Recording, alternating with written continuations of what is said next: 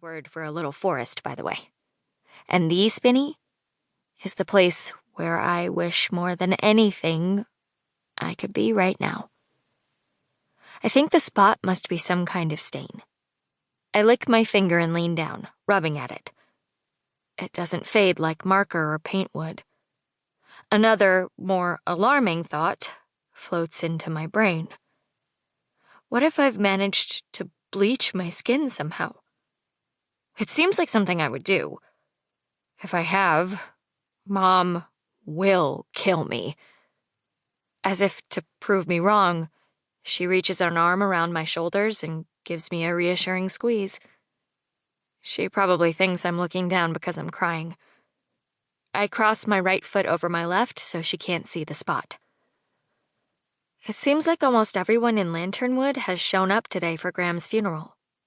A glance back reveals Ruth and Gloria and the rest of the garden club sitting directly behind our pew, all of them wearing big black hats.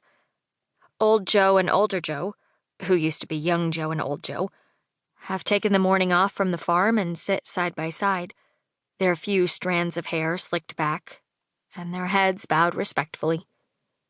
Even villagers who didn't know Graham very well showed up to say goodbye to her.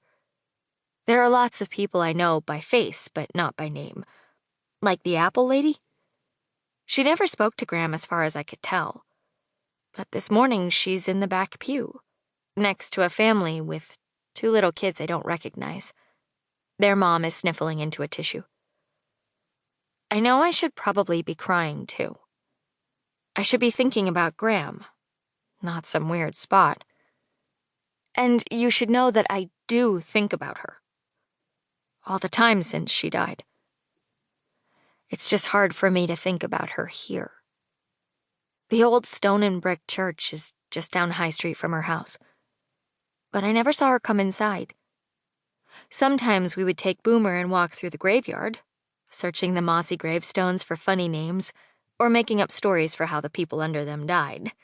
In the old section, of course, not the new one, where people still put flowers by the stones.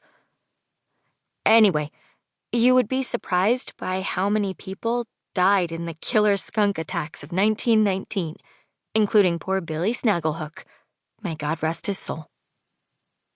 But mostly, we spent our time in the spinney, or down by the river, where Graham told me fairy tales while she painted.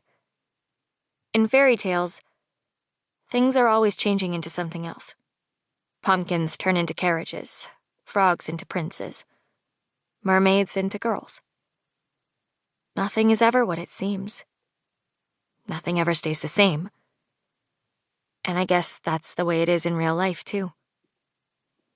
Graham didn't tell us she was sick until a couple of months ago. Not until she knew she was going to die. I still didn't believe it, though. Not until the sickness changed her, turning her into a weak old woman. Then one day, she fell into an enchanted sleep. That's the part fairy tales get wrong, see? In Graham's stories, things usually come out right in the end. Sleeping Beauty wakes up. Little Red Riding Hood gets to go home. Graham did not wake up. Graham is never coming home. And with her gone, I don't know how the story is supposed to go. 2. After the service, Graham's ashes are buried next to Grandpa's, under an old oak tree. Their grave is just one row up from the grave of a woman named Isabella Fortune, who was born 8 years before Graham, but died when she was only 24, which doesn't sound very fortunate to me. I asked Graham about her once, and she said that Isabella had been one of her favorite teachers before she'd gotten sick and died. Now the grass around her grave is overgrown and dotted with weeds. People keep saying we should be grateful that Graham led a long and happy life.